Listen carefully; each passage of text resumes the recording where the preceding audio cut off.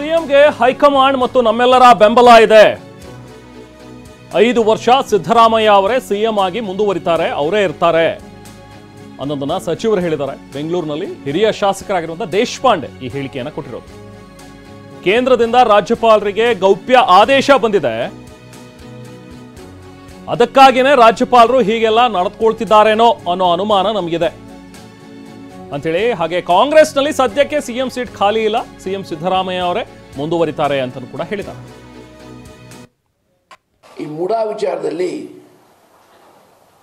14 ಸೈಟ್ಗಳು ಅವರ ಧರ್ಮಪತ್ನಿ ಹೆಸರಿನಲ್ಲಿ ಮೈಸೂರು ಮೂಡಾ ಮಂಜೂರಿ ಮಾಡಿದ ನಂತರ ಇವತ್ತು ಅನಾವಶ್ಯಕವಾದ ವಾದ ವಿವಾದ ಮಾಡ್ತಾರೆ.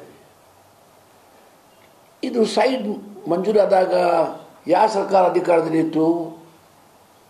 ಬಿಜೆಪಿ ಸರ್ಕಾರ ಇತ್ತಲ್ಲ. ಮೂಡಾದಲ್ಲಿ ಬಿಜೆಪಿ ಜನಾನೇ ಇದ್ರಲ್ಲ. ಹಾಗಾದರೆ ಅವರು ಏನು ಇವತ್ತು ನೈತಿಕ ಅಧಿಕಾರ ಅದೇ ಅದ್ರ ಬಗ್ಗೆ ಮಾತಾಡೋದು?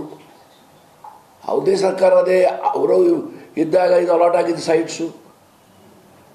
ಅವರ ಭಾವ ಮಲ್ಲಿಕಾರ್ಜುನ ಸ್ವಾಮಿ ಒಂದು 3 ಎಕರೆ ಜಮೀನು,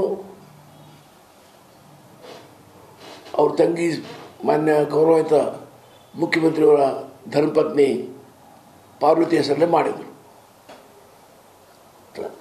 ಅದು ಸಹ ಮೂಡಾದಿಂದ ಅಕ್ವೈರ್ ಆಯಿತು. ಹಾಗಾಗಿ ಮೂಡಾನೇ ತೀರ್ಪು ಮಾಡಿ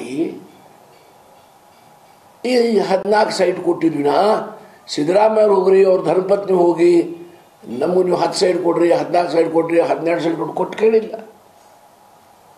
ಮತ್ತು ಇಷ್ಟು ವರ್ಷ ಆದ ನಂತರ ಇವತ್ತು ಈ ಪ್ರಕರಣ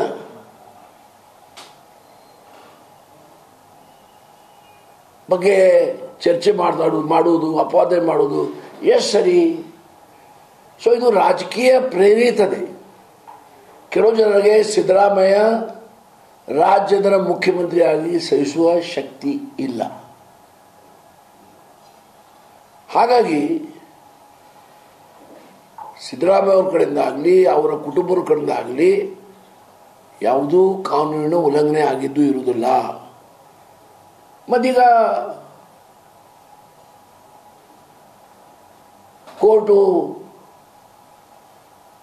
ಆದೇಶ ಮಾಡಿದ್ದಾರೆ ಇನ್ಕ್ವೈರಿ ಮಾಡಬೇಕಂತ. ಇನ್ಕ್ವೈರಿ ಮಾಡಲಿ, ಸಿದ್ದರಾಮಯ್ಯ ಹೇಳಿದ್ದಾರೆ ಮಾಡಿ ಅಂತ ಹೇಳಿದ್ದಾರೆ, ಮಾಡಬಾರ್ದು ಅಂತ ಹೇಳಿದ್ದಾರೆ, ಅದಕ್ಕೆ ನಾಟು ಬಂದಿದ್ದಾರೆ. ಸಿದ್ದರಾಮಯ್ಯಗೂ ಒಂದು ಅವಕಾಶ ಇದೆ. ಇದೇ ಹೈಕೋರ್ಟ್ದಲ್ಲಿ ರೀಟ್ ಅಪೀಲ್ ಹೋಗ್ಬೋದು ಅಥವಾ ಸುಪ್ರೀಂ ಕೋರ್ಟ್ಗೆ ಹೋಗ್ಬೋದು.